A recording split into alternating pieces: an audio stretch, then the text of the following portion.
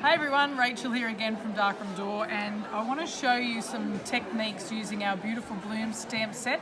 This is one of our new stamps from our latest release, and it's got lots of beautiful aster flowers here that are really highly detailed. And then we've got 3 little sentiments that you can use on your cards or in your projects. So there's a couple of ways you can use this stamp set. Because of the detail, I'll show you 2 different ways. One's a watercolouring technique. I'll show you these 2 samples. And then the other one is keeping the detail here in the stamp.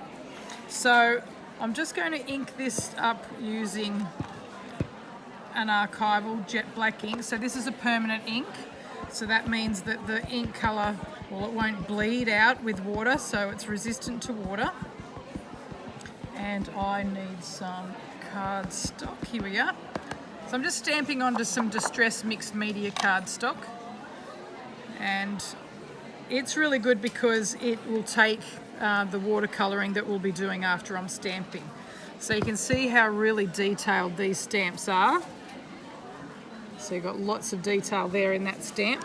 And what I want to do now is just colour in that flower using some inks. So I've got some Wendy Vecchi Blendable inks here just on my table, and these ones here are really nice colours to use for flowers and for colouring in.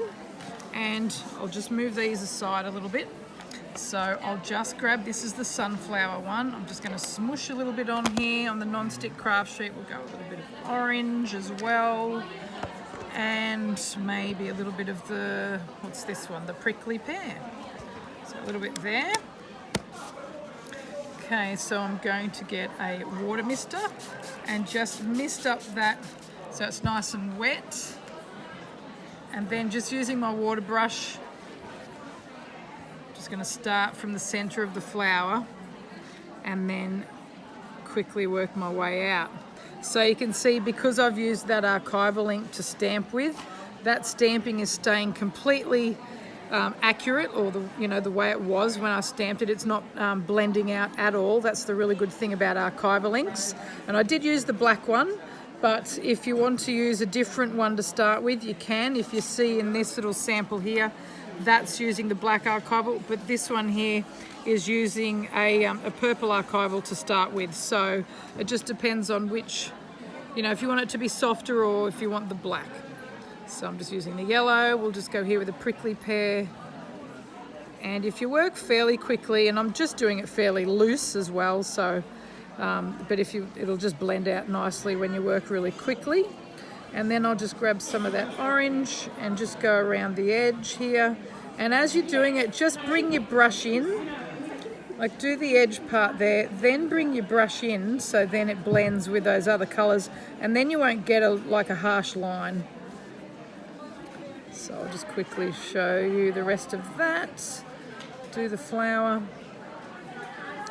And you could create a nice little garden of this, so you could stamp this repeatedly all over this piece of cardstock if you wanted to create several ones of them.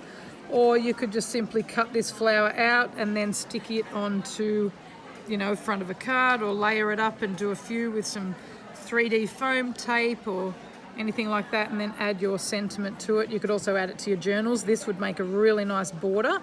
So you could just stamp all of these flowers down the side of a journal page or a card, anything like that, to create a really nice border. So you can see that shading, see how it starts from that nice, the yellow in the center, and then goes out to the oranges in the outside. And you could also, if you wanted to, the red geranium, that would add a nice little touch as well.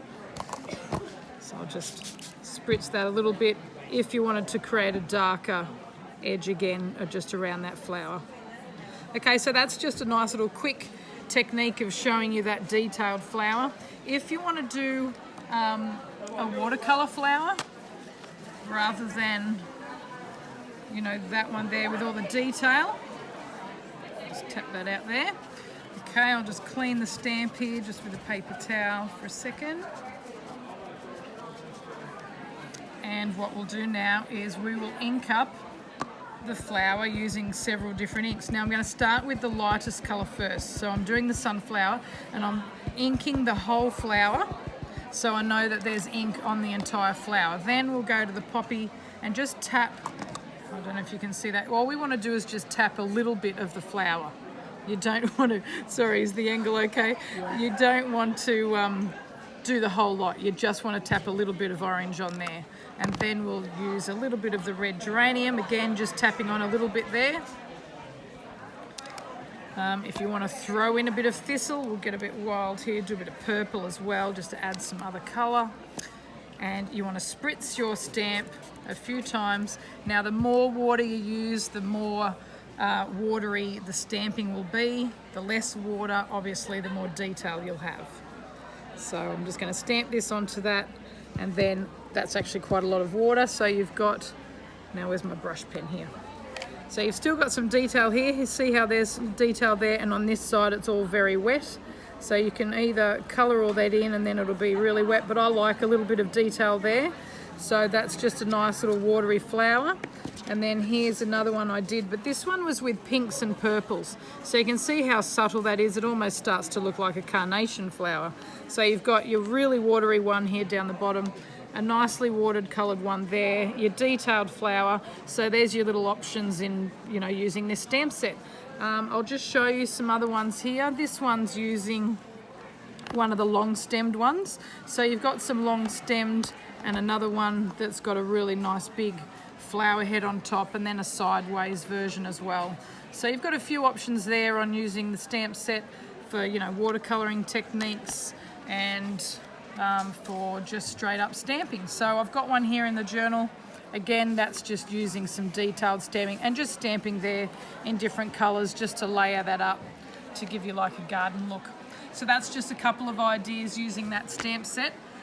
You can use any water-based ink for the watery look. You could use distress inks. I've used the Wendy Vecchi.